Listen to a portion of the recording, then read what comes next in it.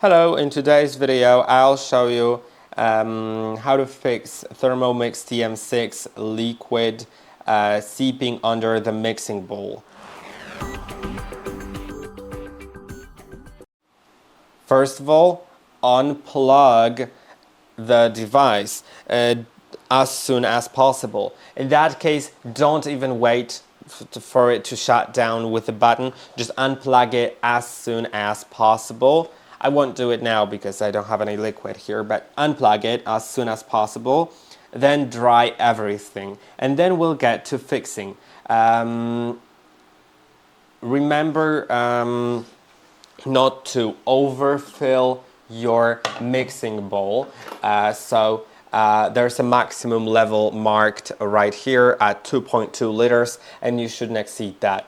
Now let's inspect our sealing ring, because the sealing ring may be worn out and may need replacement. For that, unscrew the bottom cap by twisting it clockwise, then remove it. Now remove the blade from the inside of your mixing bowl. Once it's removed, inspect the sealing ring that you can remove. As you can see right here, it can be removed. And then see if there's no debris here and that the ring is clean. You may want to rinse it. If it has any creases or cracks on it, you need to replace it. Also, if you bend it gently, just be gentle with it. If you bend it and it doesn't come back to its shape by itself, then it has to be replaced. Now, once you put it back on, sometimes it's gray and not green, so don't be afraid if it's gray. Put it back on and then install it inside of the machine. Now, once it's installed, you can screw the bottom cap on. I recommend putting it at about a 90-degree angle, then twisting it clockwise. At some point, it will jump in like that, then continue twisting until it locks. Now it should be sealed. Ensure that the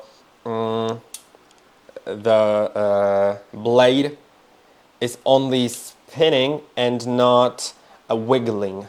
And then put it back in, or actually don't put it back in.